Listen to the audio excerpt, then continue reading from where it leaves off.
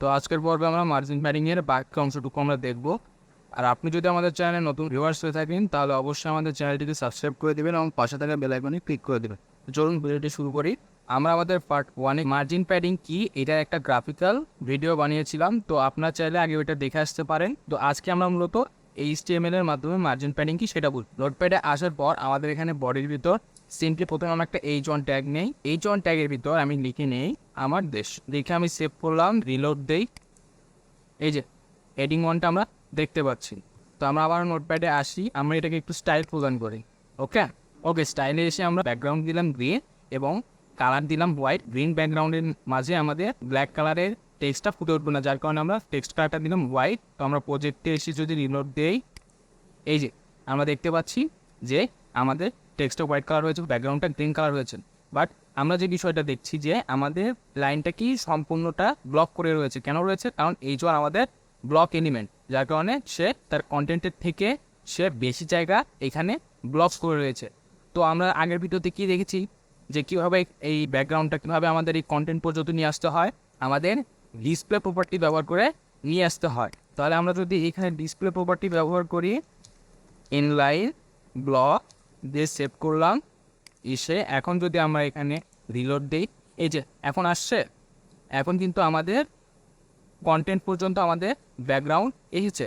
আমরা গত ক্লাসে জেনেছি কি যে মার্জিন হচ্ছে নিজ অবস্থান থেকে সমস্ত কিছুকে নিয়ে সরে গিয়ে আশেপাশের জায়গা বৃদ্ধি করা, এবং প্যাডিং হচ্ছে নিজের ভেতরে আশেপাশের জায়গাকে বৃদ্ধি করা। আসেন আমরা এখানে একটা ইমেজ দেখি। এখানে আমরা দেখতে পাচ্ছি এটা হচ্ছে আমাদের কন্টেন্ট, এটা হচ্ছে আমাদের রাইট, লেফট, টপ, বটম। ওকে, আমাদের CSS বক্স মডেল অনুযায়ী আমাদের প্রত্যেকটা HTML এলিমেন্টই একটা স্কোয়ার বক্স। দেখেন এইখানে আমাদের যেমন 4টি দিক রয়েছে, পূর্ব, পশ্চিম, উত্তর, দক্ষিণ। এখানে আমাদের 4টা দিক রয়েছে, সেটা হচ্ছে টপ, বটম, লেফট, রাইট। তাহলে আমাদের কন্টেন্টের যে 4টা দিক রয়েছে সেটা হচ্ছে top, bottom, right, left.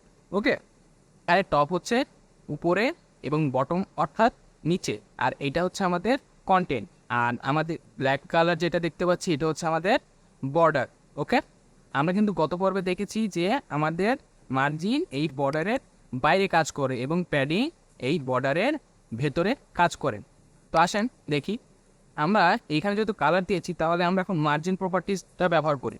Margin বলে দিলাম তুমি হয়ে যাও 50 পিক্সেল। ওকে, দিয়ে আমরা সেভ করলাম। সেভ করে আমাদের প্রজেক্টে এসে আমরা যদি রিলোড দেই, দেখেন আমাদের কন্টেন্টটা কিন্তু এখান থেকে এখানে চলে আসলো। অর্থাৎ কি আমাদের সম্পূর্ণ যে কন্টেন্টটা ছিল আমাদের সমস্ত কিছুকে নিয়ে সে এইখান থেকে এইখানে সরে আসছে।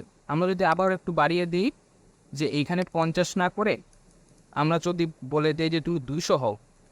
ওকে, এই যে এখন দেখেন আমি যদি রিলোড দেই, দেখেন আমার কন্টেন্টটাকে এইখান থেকে আমি এইখানে নিয়ে আসলাম।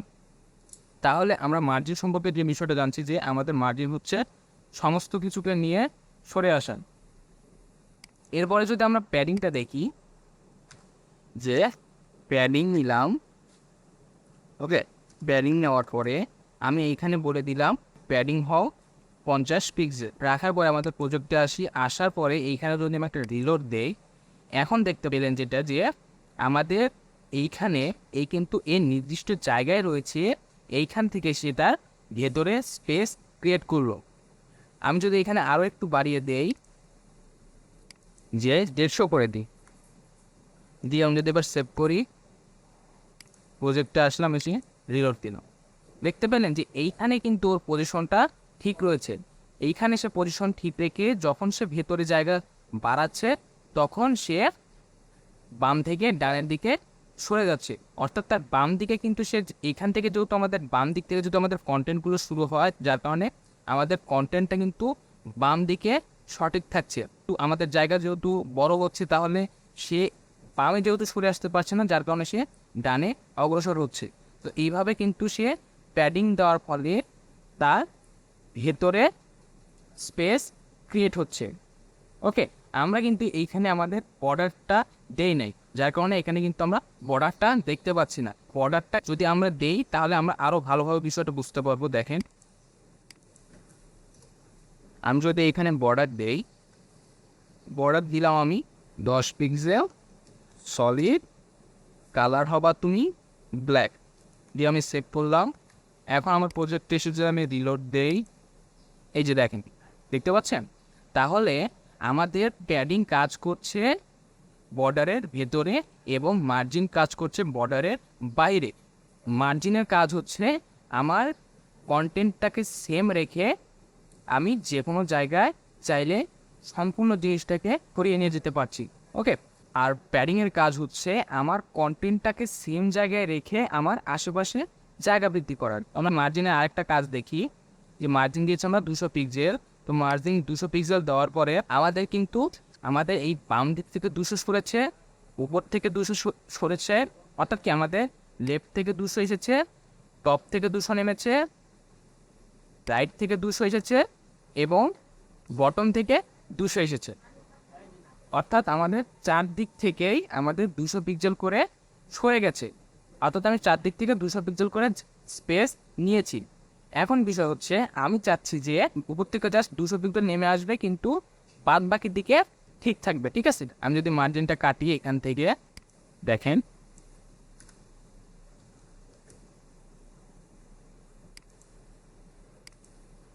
এই যে আমি চাচ্ছি যে এখন শুধু আমার এই উপর থেকে কিছুটা নেমে আসবে। তাহলে আমাদের কি করতে হবে, দেখেন আমি একটু আগে পিকচারে দেখাইলাম যে উপর থেকে যদি আমরা স্পেস ক্রিয়েট করতে চাই তাহলে টপ, ডান থেকে যদি স্পেস ক্রিয়েট করতে চাই তাহলে রাইট, বটম থেকে যদি স্পেস ক্রিয়েট করতে চাই তাহলে বটম, এবং লেফট থেকে স্পেস ক্রিয়েট করতে চাইলে লেফট। আসেন দেখেন আমাদের এইখানে চাচ্ছি যে মার্জিন টপ, তাহলে আমাদের ব্যবহার করতে হয় মার্জিন টপ। এখানে যদি আমরা লিখে দেই তুমি হয়ে যাবা 50 পিক্সেল, ওকে। দিয়ে আমি এখানে সেভ করলাম, সেভ করার পরে প্রজেক্টে আসলাম, আসার পরে যদি একটা রিলোড দেই, দেখেন টপ থেকে নিচে নেমে আসলো। অর্থাৎ কি আমি এখানে মার্জিন টপ দিয়ে উপর থেকে নিচে নামিয়ে নিয়ে আসছি।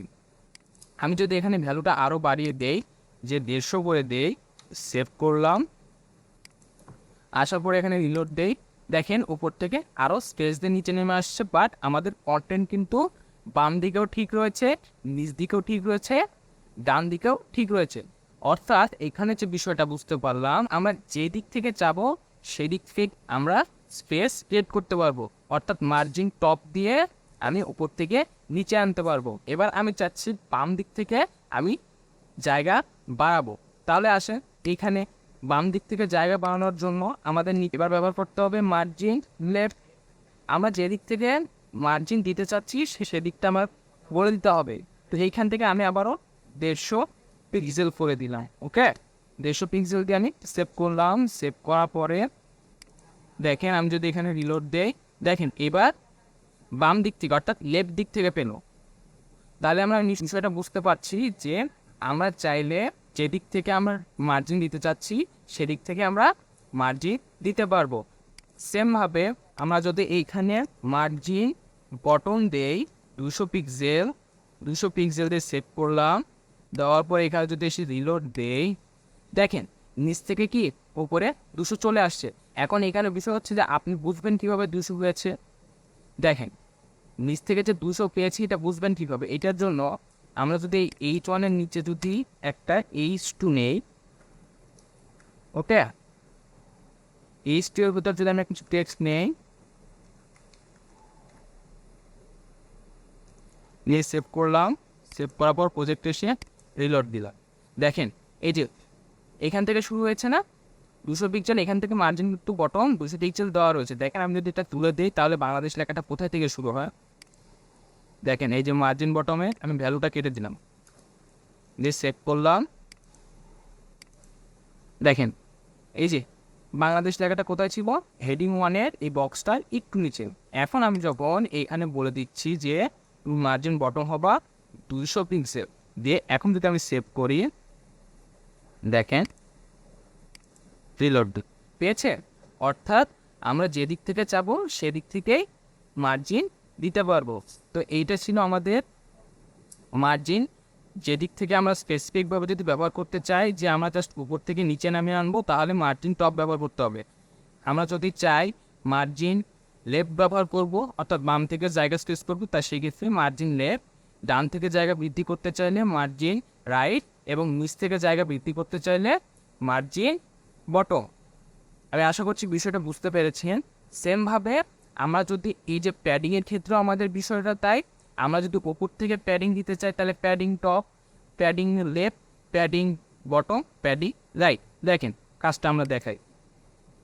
দেখেন আমি যদি এইখানে প্যাডিংটা কেটে দেই, ঠিক আছে, দিয়ে আমি যদি প্যাডিং টপ বলে দেই তুমি হবা 50 পিক্সেল। ওকে, তুমি হবা 50 পিক্সেল, সেভ করলাম। দেখেন দেখতে পাচ্ছেন আমাদের কিন্তু পূর্বের অবস্থায় চলে গেছে, এবং এইখান থেকে দেখেন আমাদের শুধু উপর থেকে নিচে প্যাডিং পেয়েছে। ওকে, এই যে দেখেন উপর থেকে এখানে 50 পিক্সেল পেয়েছে, অর্থাৎ আমরা যেদিক থেকে চাবো সেদিক থেকে আমরা প্যাডিং মার্জিন দিতে পারবো। আমরা 4-5 থেকে বাড়াই, দেওয়ার পরে আমরা যদি এখানে এসে রিলোড দিই তাহলে এই যে দেখেন আমরা padding top, right, right, left, bottom, আমরা যে দিক থেকে যেভাবে প্যাডিং দিয়েছি সেদিক থেকে কিন্তু সেটা সেভাবেই কাজ করছে। তাহলে আমরা নিশ্চয় বুঝতে পারলাম যে আমাদের মার্জিন প্যাডিং কীভাবে কাজ করে, এবং আমরা স্পেসিফিকভাবে চাইলে যে কোনো দিক থেকে দিতে পারি। এবং আমরা যদি একবার প্যাডিং ব্যবহার করি, অর্থাৎ আমরা যদি এই যে প্যাডিং বারবার না লিখে আমরা যদি এখানে ডিরেক্ট 150 দিয়ে দেই, ওকে 150 দিয়ে দেই, তাহলে এইটা 4 দিক থেকেই কাজ করবেন। ওকে, আমরা যদি একটা ভ্যালু ব্যবহার করি তাহলে আমাদের 4 দিক থেকেই অটোমেটিক নিয়ে নিবে। আমরা যখন ওকে বলে দিয়েছি যে তুমি প্যাডিং হবা 150 পিক্সেল, সেই ক্ষেত্রে সে 4 দিক থেকে প্যাডিং 150 পিক্সেল করে নিয়ে নিয়েছে। বাট আমরা যদি ইন্ডিভিজুয়ালি চাই তাহলে কিন্তু আমাদের বারবার ভ্যালুগুলো লিখতে হবে যে প্যাডিং টপ তুমি হবা 50 পিক্সেল, প্যাডিং বটম তুমি হবা, অর্থাৎ আমাদের মান অনুযায়ী আমাদের প্রপার্টিসগুলো লিখতে হবে। তো নেক্সট পর্বে আমরা এই বিষয়টা আরও ডিটেলসে আলোচনা করব। তো আজকের ভিডিওটা এই পর্যন্তই। ভিডিওটি ভালো লেগে থাকলে অবশ্যই ভিডিও লাইক দিবেন, আর সাবস্ক্রাইব করে না থাকলে অবশ্যই সাবস্ক্রাইব করে ফেলুন। দেখা হচ্ছে নেক্সট পর্বে।